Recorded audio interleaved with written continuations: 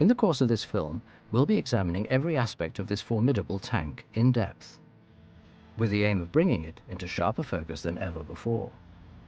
In doing so, we have a unique and major advantage: the Tank Museum's Tiger 131, the only Tiger in the world still running. So when there are questions to be answered, we won't just be digging into the archives, we'll be turning the camera on the real thing.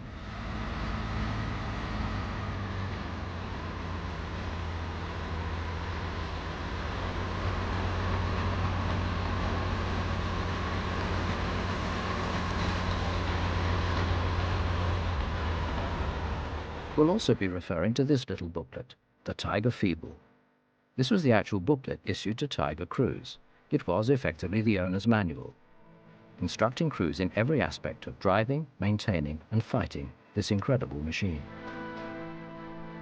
Lastly, we'll be hearing from veterans from both sides of the conflict, the men who fought against the Tiger and those who fought inside it.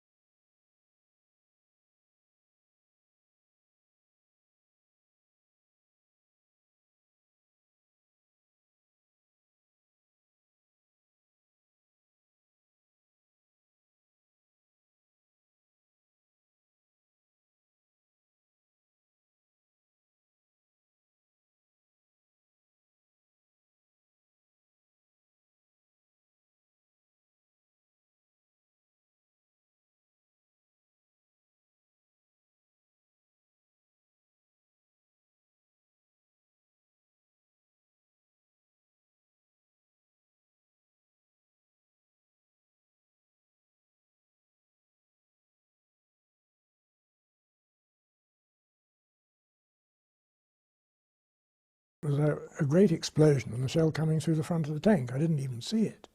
See the Tiger, I mean. So, naturally, it was shock horror, but I hadn't known what it was going to be like to meet a Tiger in action at all. The first thing I saw was my colleague's tank blow up on my right-hand side, and he was blown out of the top, as was his operator, and almost instantaneously I was knocked out as well, luckily without damaging any of us very much. So my first impression was, good God, what's that? And when we bailed out in the following morning and we saw the thing on the battlefield, we thought, good heavens, I was so impressed. The next day, on examination of the battlefield, a Tiger was found behind the shoulder of the hill named Jebel Jaffa, virtually undamaged. A lucky 6-pounder shot from one of the attacking Churchills had jammed the turret, and the crew had abandoned it. The tank was numbered 131, from the 3rd Platoon of the 1st Company of the 504th Heavy Tank Battalion.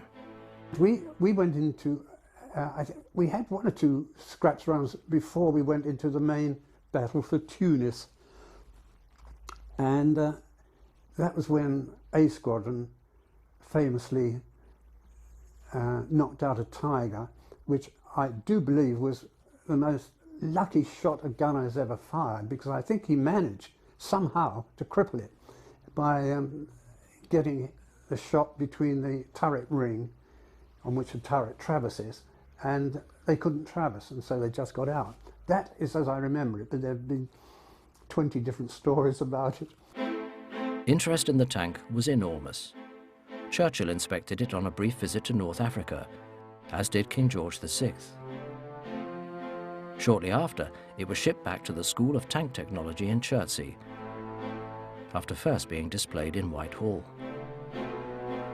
As it turned out, Peter Gudgeon was one of a team of experts appointed to evaluate the Tiger, and his reports remain one of the main sources of information about the tank to this day.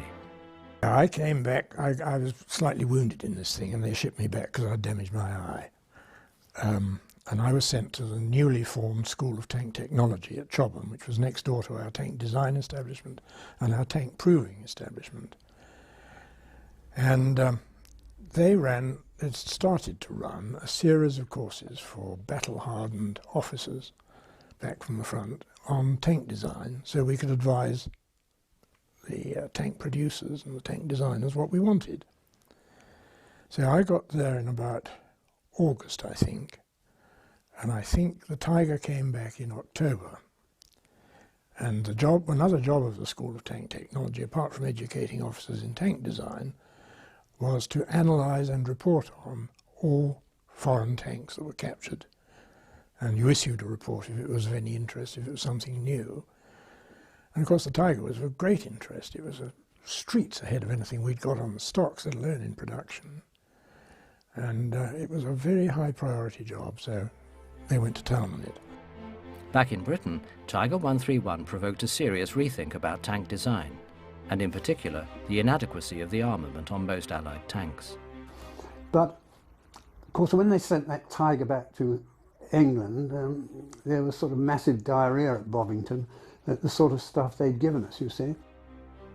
Every last detail about the Tiger was documented, and it was literally taken apart to allow technical drawings to be made of every component. Eventually, in 1951, and in a very sorry state, it was handed over to the Tank Museum. Since then, with the aid of a grant from the Heritage Lottery Fund, 131 has been restored to full working order, authentic in every aspect. The only Tiger 1 in the world still running. I think that one's impression was one of awe. The size of it, the size of the gun, apart from anything else, and the ease with which it had gone through the frontal armour of my Churchill, which also was 100 millimetres. And I hadn't seen a thing.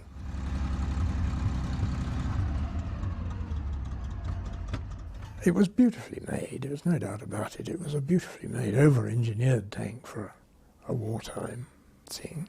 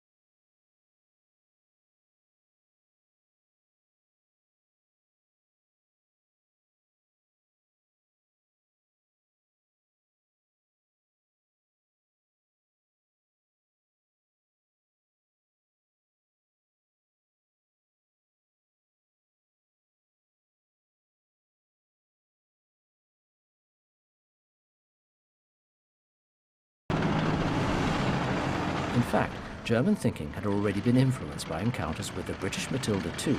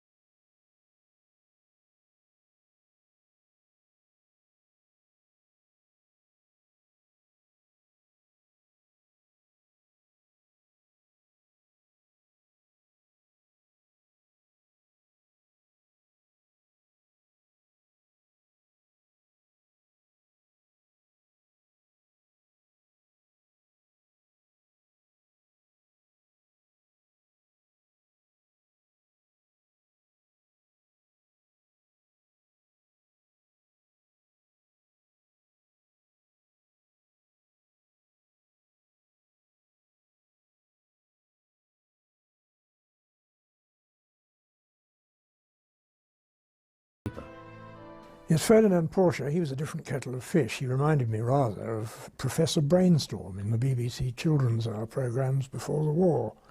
He seemed out of this world. He had his own little pet things like hydroelectric drive and longitudinal torsion bars instead of lateral transverse torsion bar suspension. And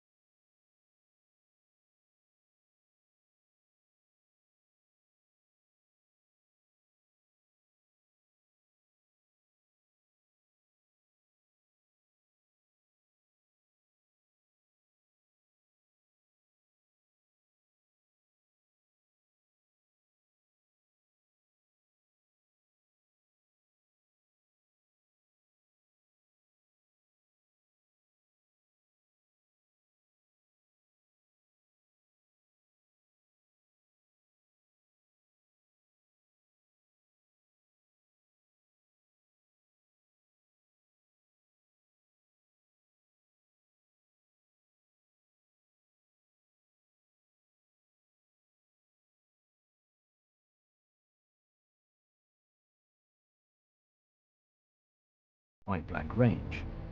So it was hardly surprising that the Tiger that eventually went into production was 12 tons heavier than planned. After round-the-clock shift working for 12 months, both companies fielded prototypes on the appointed day. Neither vehicle could be said to be entirely ready. But of the two, the Porsche prototype was the most flawed. During the demonstration itself, several fires broke out in the engine compartment.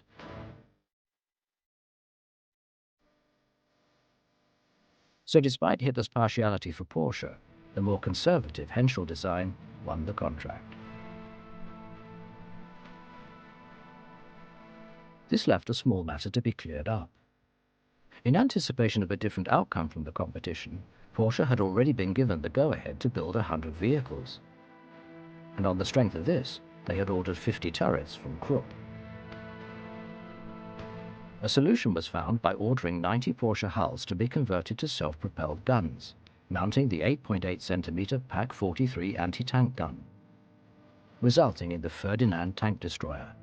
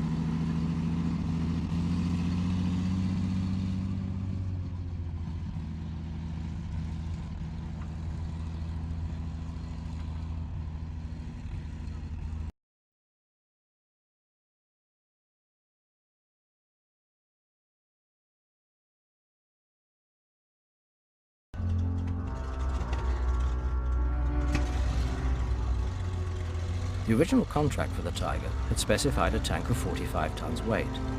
But largely thanks to the choice of the 88mm gun, the Henschel design that went into production weighed 52 tons, eventually growing to 57 tons combat weight by 1944.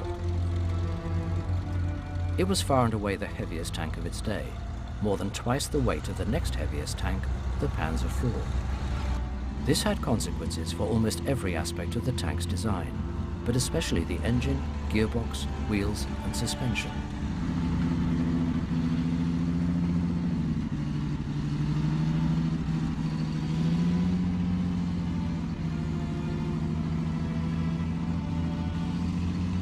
In meeting the tough deadline for the Tiger, Henschel had recycled much of the thinking that had gone into earlier prototypes, like their VK3601. So the hull followed established practice for the time in using flat armored plates for simplicity and ease of construction. In this respect, the Tiger was little more than an upscaled Panzer IV. Und dann kam das Erlebnis. Wir hatten von dem Tiger viel gehört, aber noch nie gesehen.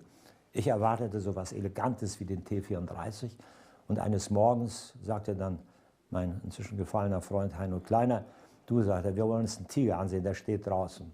Ich war enttäuscht, es war ein Saurier, kantig, nichts Elegantes dran. Ich war tief enttäuscht über den ersten Anblick.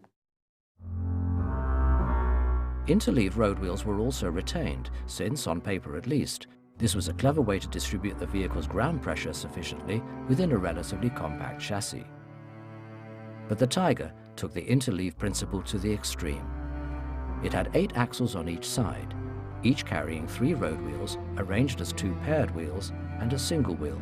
This arrangement alternated the length of the tank, resulting in no fewer than 24 wheels on each side, and a staggering 48 wheels in total.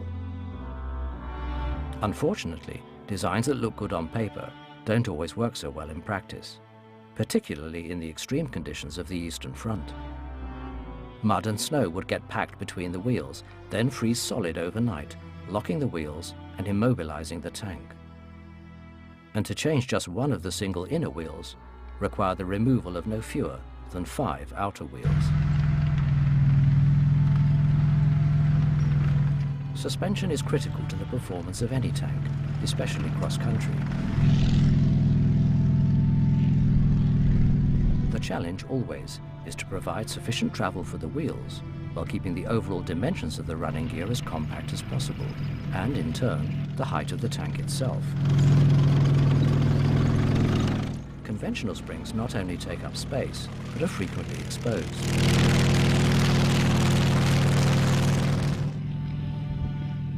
So the Tiger employed torsion bar suspension, consisting of steel rods running across the hull connected to the suspension arms.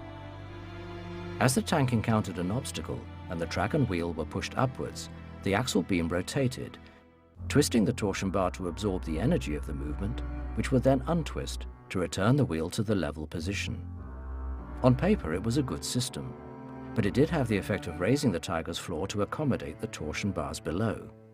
And they did have a tendency to break if vertical movement of the wheel was extreme. Right, check that the steering is straight, check that the handbrake is applied, check that the transfer box is in neutral, apply the clutch and push ignition key in, turn to number 2 and start.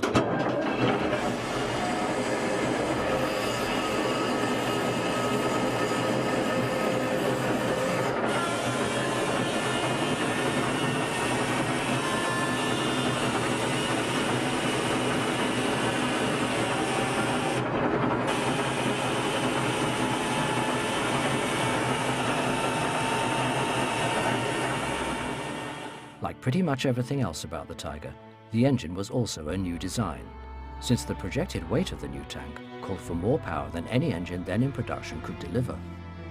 Development by Maybach began in mid-1941 and took just 8 months, resulting in the HL210, a V12 petrol engine. This initial haste would haunt the engine for most of its life and become the Tiger's main operational weakness, unreliability. War nie geschlossen mit 14 Fahrzeugen. Ja, schon auf dem Weg zur Front waren dann schon nur noch 12 da. Nach dem ersten Tag gab es noch 6, ja, und nachher, so nach 3, 4 Tagen, waren regelmäßig vielleicht 4 oder 3 Fahrzeuge im Einsatz und die anderen vorwiegend aus technischen Gründen. Das war ja am Anfang ganz schwer, ja. Despite delivering 650 horsepower, the engine and also the transmission were still overstressed, and drivers were even instructed to limit engine revs to avoid failure of the bearings. A problem made worse by the declining quality of engine oil available to Germany as the war progressed.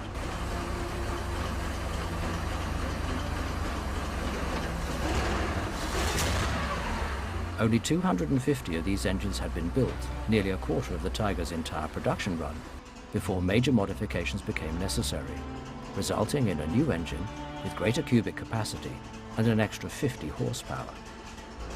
Called the HL230, this engine would remain in production until the end of the war, powering all variants of the Panther and the King Tiger, but never entirely free from problems.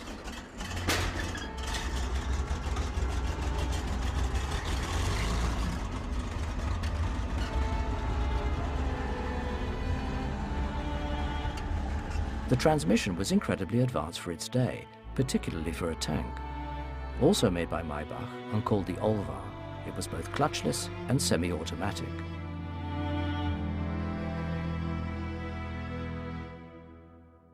Der Sprung vom mechanischen Antrieb zum hydraulischen Antrieb und zur Lenkung, das war noch nicht ausgereift.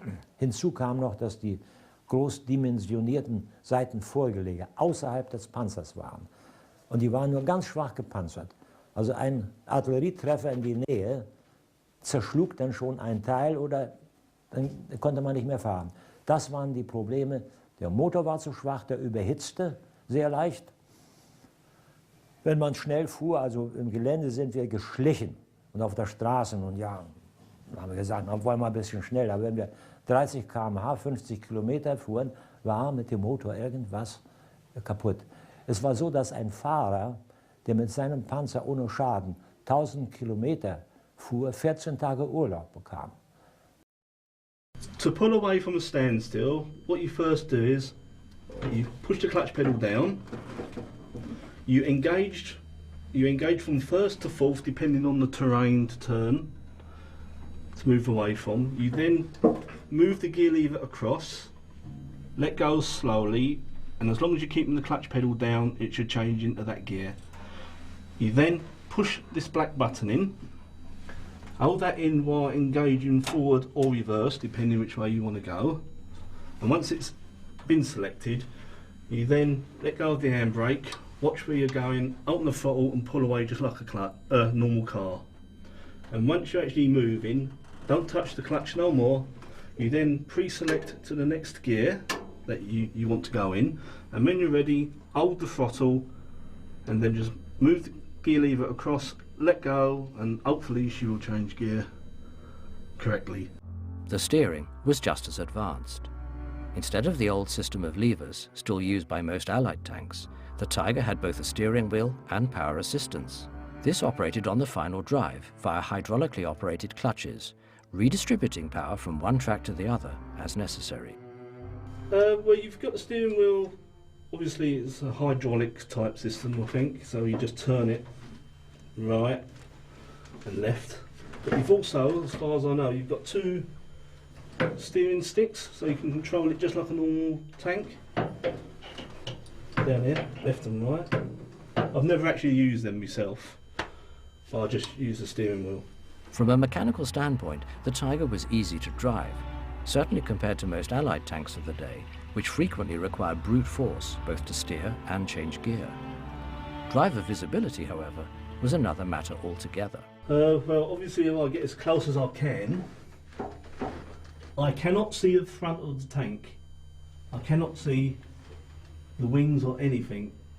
But can you imagine they're driving along, they're bouncing around, up and down ditches and everything, so I don't know. But just sort of as close as I cannot see the front of the tank at all. Cannot see the corners. So. One impressive aspect of the Tiger's specification was its deep wading capability. This had been a requirement right from the beginning, since at the original specified weight of 45 tons, let alone its final combat weight of 57 tons, it would have been too heavy for the standard bridging equipment of the German army, which had a weight limit of 30 tons. So the Tiger had to be sufficiently well sealed to cross rivers under its own power, with the aid of a telescopic snorkel to carry air to the engine and crew. Numbers inside the turret and hull identified key points that needed to be sealed in order before immersion. Every orifice being sealed. Sights, the guns, the machine gun, ball mountings and everything, all the hatches, beautifully sealed. The turret ring, this inflatable, like a spare tire inner tube, down inside the ball race of the turret ring. That did impress, and of course the Germans kept that up in the Leopard after the war.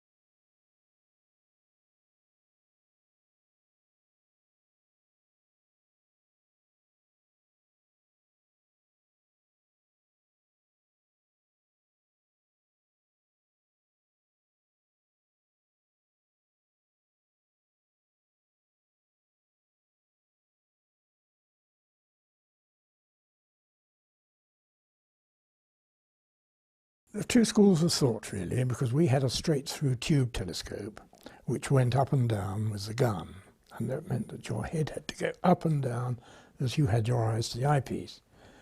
It also meant you had to have a hole in the front of the armour, which was a weakening thing. Now, the Germans had a hole, or two holes in the case of the early Tigers, in the front of the armour, but it didn't really matter because nothing we had was strong enough to go through there anyway. And they had what was called a stationary eyepiece telescope. In other words, the eyepiece in the back tube was bolted to the turret roof, or suspended from the turret roof, and didn't move in relation to the gunner's eyes.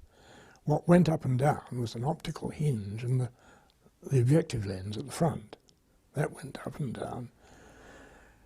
Well, that was very good. I mean, there's no doubt about it. It was jolly good optically and jolly good comfort-wise for the gunner. But you did have more air-to-glass surfaces, of course, because you've got the prism in the optical hinge, and every air-to-glass surface you lose a bit of light. So their light transmission probably wasn't as good as our straight-through telescope. But it was so beautifully made, and the thought behind it, and it was so impressive, of course, that the Russians copied it for their post-war series of medium tanks.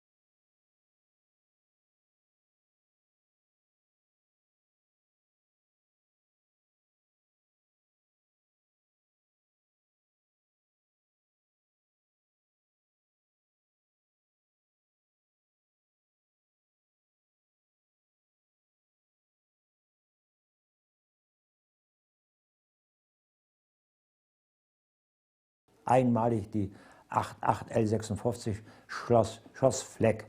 Ich hatte einen Richtschützen, der war so sagenhaft, hat 57 Panzer abgeschossen, der brauchte fast nie einen zweiten Schuss.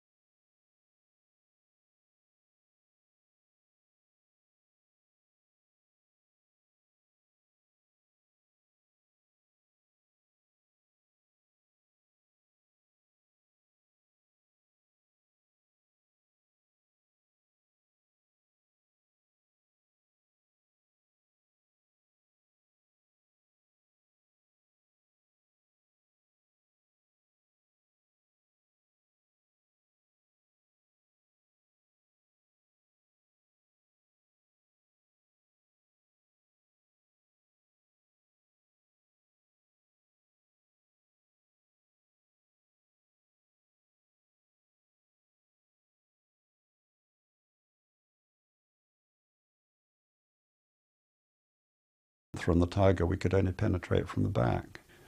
So if I was driving towards you and found that there was a Tiger tank there, I mean, I make no bones about it, I ran like hell, because, I mean, there was nothing I could do for you. What I'd tried to do was outflank, but again, you were very cautious. Also der Panzer wurde nicht ernst genommen, besonders als dann die Amerikaner fast jeden dritten Panzer bei den Russen mit den Sherman beliefert hatten. Die haben wir nicht ernst genommen. Da haben wir die Panzergranate 43, schoss durch beide Wände durch. Dann habe ich meinen Richtschützen angewiesen, Sprenggranate zu nehmen. Oben ein Zünder war eine Verzögerung von 0,02 Sekunden. Mit dem 10 Pfennig wurde die umgestellt. Die schlug die Panzerung durch und explodierte drin. Dann nahm der die Mütze ab, heißt der Turm flog weg. Ja. Das war ein lächerliches Unternehmen, die Sherman-Panzer. Ja.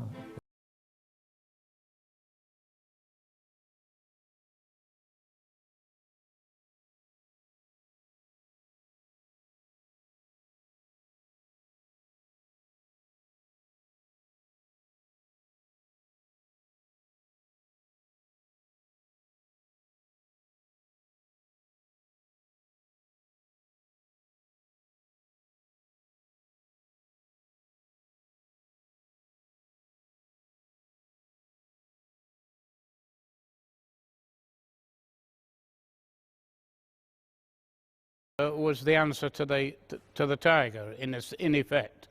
But the only drawback with a 17-pounder is because of the ammunition, there was no co-driver. Well, the co-driver was an essential piece of the tank, because it was his job to keep an eye out for infantry, these chaps with the anti-tank guns and things like that, because he had this machine gun, and he used to sort of brass up the side of the road to make sure that nobody got one of these Panzerfausts. So he was a very important person. And of course, with a 17-pounder, they normally used one to a troop. There was a troop of 4 tanks with a 17-pounder. And if they had strong opposition, they used to bring the 17-pounder up, and we used to deal with it, because it was you know, quite effective. There was one drawback with it, and that was because it was a 17-pounder anti-tank gun placed in a tank, the run-out had to be cut down to 10 inches. Otherwise, it would have gone through the back of the turret. So they managed to cut the run-out down to 10 inches, and the only problem was that when the gun fired, the breech block dropped before all of the flame and the power had gone out the muzzle. So what used to happen was the flame used to go around the turret. And you could always, on parade, you could always tell a 17-pounder crew, because below the berry, they didn't have a hair. They had no hairs. And all their eyebrows were burnt off, because this flame used to literally whip around the turret. And when you fired the gun, the operator was a loader operator. He used to have to press his eyes against the prisms to stop, you know, protect his eyes. But even then, all his eyebrows used to be all burnt off. But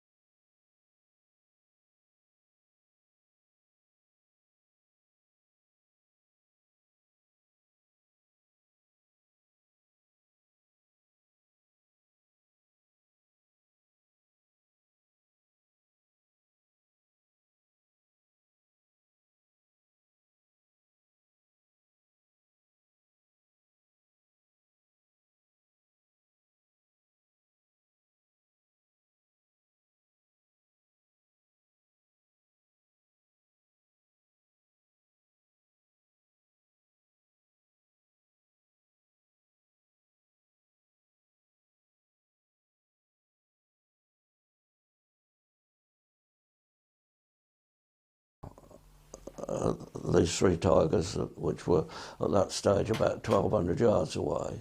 I realised at that stage, I think, that I was the only, because the only tank in the troop that had a Firefly. We only had 1 Firefly in the troop, which meant that I was the only tank which was capable of hitting the tigers at any distance. Anyway, we sat in the orchard until the tigers moved up to about 800 yards, and my tank commander, Sergeant Gordon, ordered us out of cover.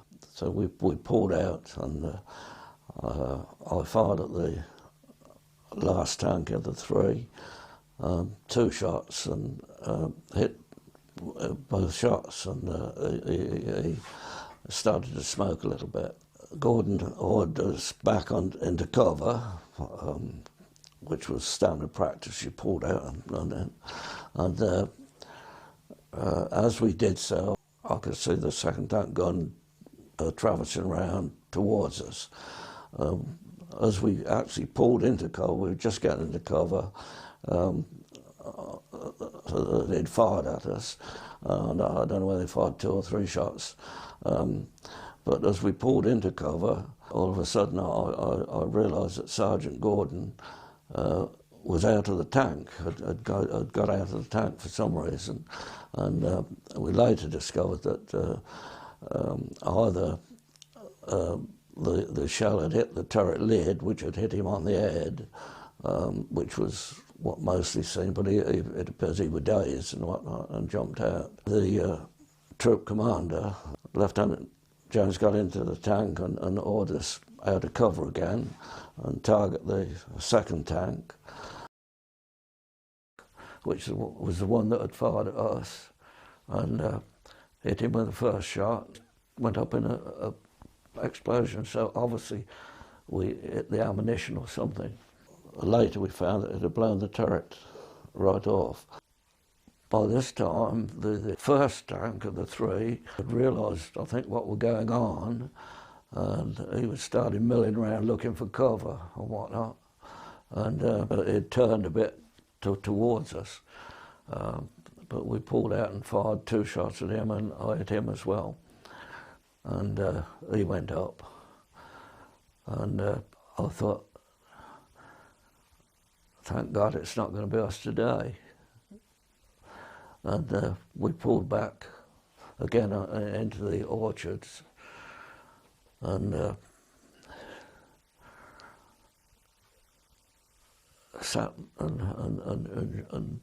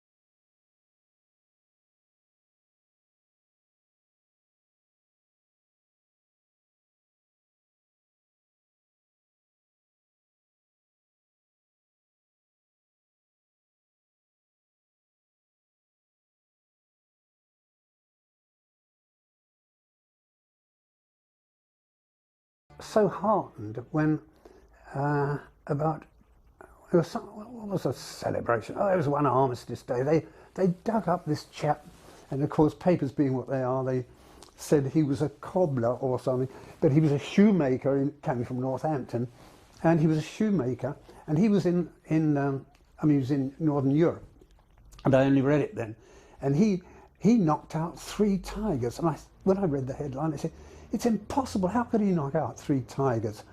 And he'd got a 17-pounder, and by deafness and rapid action, he'd managed at fairly short range to knock out 3 tigers, all confirmed. I mean, modest chap, sat in his armchair, you know.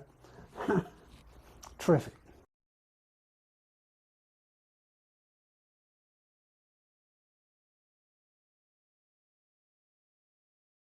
Wir waren also sehr beeindruckt, wenn wir außerhalb eines Gefechtes durch einen Ort fuhren, in dem Infanteristen standen. Die standen ja an der Straße, die hörten ja den Panzer rollen, nicht? Dann standen sie mit offenem Mund und die begriffen gar nicht, was da kommt, nicht? Und wir fühlten uns wie die Könige, nicht? No.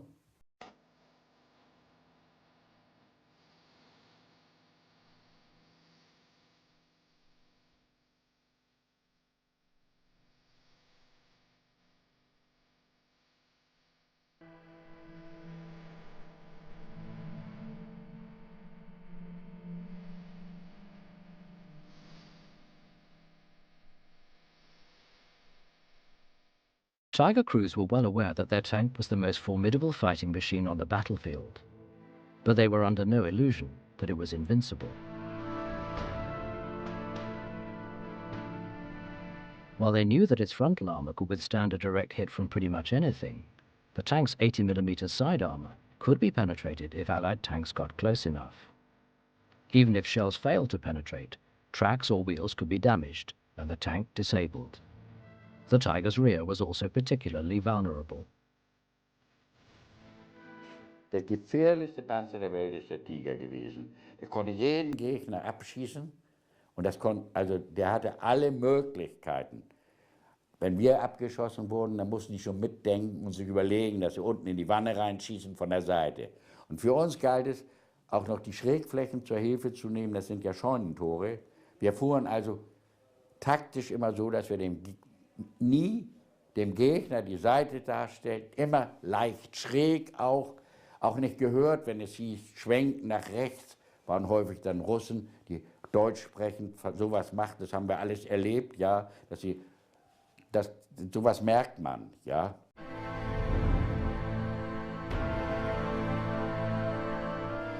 Tank warfare for crews on both sides meant relatively short periods of combat, followed by long hours of maintenance. Plagued by unreliability problems for most of its production run, the Tiger demanded constant attention from its crew, and they were more than aware of its weak points. Behandelten wie unseren Augapfel. Unser Fahrer Walter Eschrick, der hätte am liebsten gesehen, dass wir die Stiefel ausgezogen hätten, wenn wir den Panzer betraten, dass nichts kaputt ging. Und die Hilfstätigkeit. Es gab Besatzungen, die nicht immer das so machten, einen Fahrer allein ließen. Ja, also bei uns war es so, dass wirklich alle arbeiteten. Ich habe die Formel gefunden, 1 Stunde Panzereinsatz bringt etwa 10 Mannstunden Arbeit. So grob über den Daumen. Wo tanken und munitionieren, Ketten nachspannen, alles was so anfällt. Wir konnten ja bei großen Reparaturen nichts machen. Ja.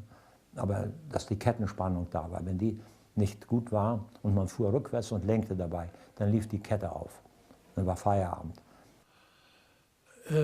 Ein Mann musste aussteigen und das Fahrwerk kontrollieren, die Kette, Laufrollen, nicht? Beim Tiger, bei der Tigerkette, der ist ja verbunden, die Kette verbunden mit Kettenbolzen. Damit durch das Fahren wandern die Kettenbolzen nach außen. Nicht? Da waren einige Ketten, die Bolzen, die Kette war jetzt zu Ende, der Bolzen stand schon so weit raus. Der musste dann reingeschlagen werden. Da gab es einen 25 Kilo Hammer, haben wir gehabt.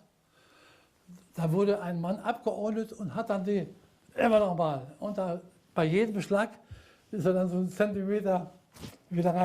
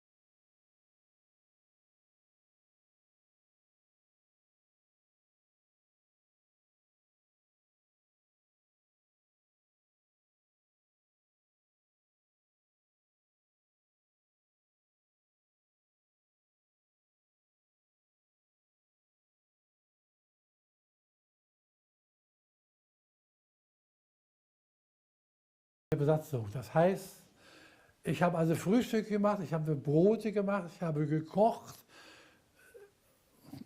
Naja. Panzer. Immer im Panzer. Im Panzer, wenn keine Gefahr von draußen war, auf dem Heck, das war warm, im Winter besonders. Der Richtschütze, der Fahrer und der Funker hatten ja elegante Ledersitze, die legten sich um wie im Hotel Adlon. Der Richtschütze und der Kommandant hatten schmale Fahrradsättel, möchte ich sagen, Sie kennen ja den Sitz. Der Ladeschütze hat sich unten auf die Bühne gelegt, aber bloß wenn es irgend möglich war, haben wir, wenn die Gefechtssituation es erlaubte, dass wir keine Nahkämpfer hatten, man sicherte sich ja auch, haben wir draußen geschlafen. Und dabei unterm Panzer oder zwischen zwei Bäumen, dass man nicht irgendwo überfahren wurde. Ja. Ich hatte auf meinem Sitz eine Matratze, hört, eine schmale, da war es so lang, die wurde lang gelegt, über den Sitz drauf, und dann konnte man die Beine hochheben, das habe ich wunderbar geschlafen.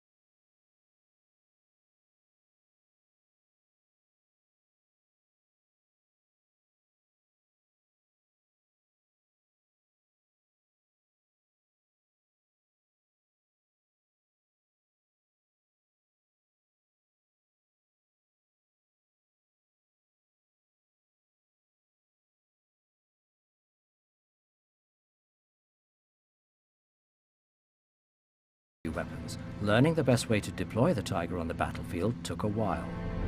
The breakthrough idea had its flaws.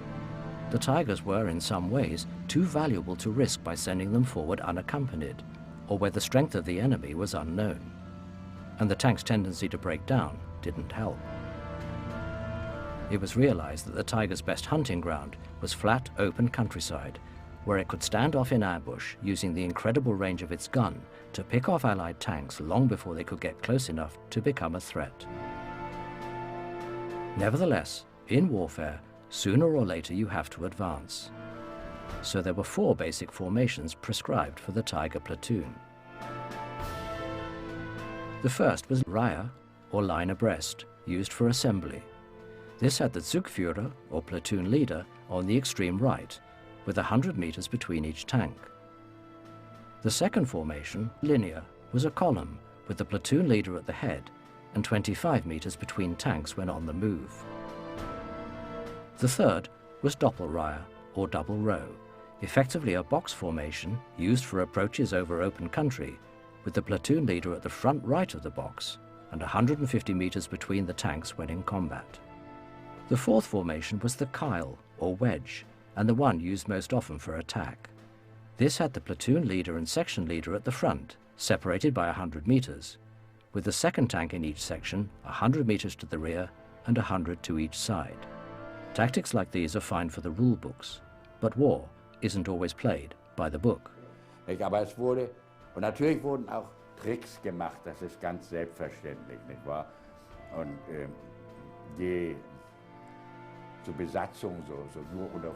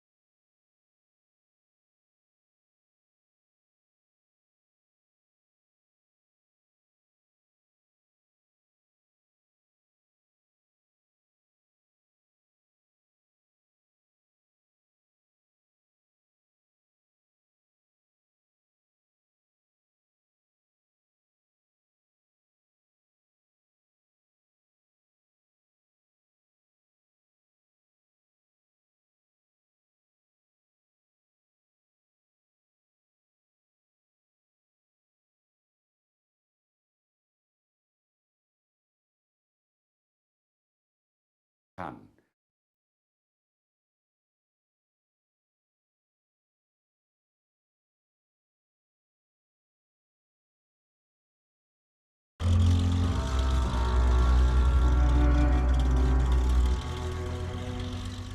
The Tiger I was never intended to be produced in large numbers, and even the relatively small number built, just over 1,300, exceeded the original plan. It was originally developed in response to the brief for a breakthrough tank, but by the time it reached the battlefield, Germany was beginning to fight a defensive war. Development of its intended replacement, the Tiger II or King Tiger, had begun even as the Tiger I went into combat. Nevertheless, it could be argued that the relative handful built had an impact way beyond their numbers, since they were continually deployed where the need was greatest and the fighting the fiercest. Dann begann die Feuerwehr, dass wir immer an Brennpunkten tags kämpfen, nachts verlegen. Das tat natürlich dem Gerät nicht gut und wir hatten hohe technische Ausfälle. Wir waren ja 29 Monate fast ununterbrochen im Einsatz. Das kann gar keiner verstehen, wir auch nicht. Wenn ich heute nach 60 Jahren nun darüber nachdenke, ein unmögliches Unterfangen. Und wir mussten ja durch, nicht? Wir konnten ja nicht den Panzer stehen lassen und nach Hause gehen, nicht? And during the last 2 years of the war, it did indeed become a formidable defensive weapon, when it was reckoned that it took at least 5 Shermans to knock out 1 Tiger. There is the story, the true story of 3rd, 4th CLY when they entered Villers-Bocage in mid-June, and Whitman, who was a German tank ace, for whom I have a certain respect, and he seemed to be liked by his men, but he was a man without much feeling, I think. He was killed eventually by the Northamptonshire Yeomanry on August the 8th, 1944. His tank was knocked out by a 17-pounder. But he came into Villers-Bocage purely by chance as the 3rd, 4th CLY were going up the corridor road, which is Villers-Bocage, and he knocked out a complete squadron with his 1 tank. And 1 Royal Tank Regiment chap managed to get round the side of him and saw the reflection of his tank in a shop window and shot at him. And I've got a photograph of his tank because Whitman just turned his thing around and shot the building down and the tank. I don't think there were casualties, but it was an astonishing piece of weaponry. But it was too complicated, too delicate, too gas-hungry and everything. And it was Hitler's idea, one of his great things, to do it. And it certainly was the best tank in the world, the biggest, the strongest and everything else. In the end, of course, it was a numbers game. However good the Tiger's gun and optics, however formidable its armor, however strong the resolution of its crews, he was overwhelmed by Allied mass production and the sheer determination and courage of Allied tank crews, who were for the most part in undergunned and under-armored vehicles.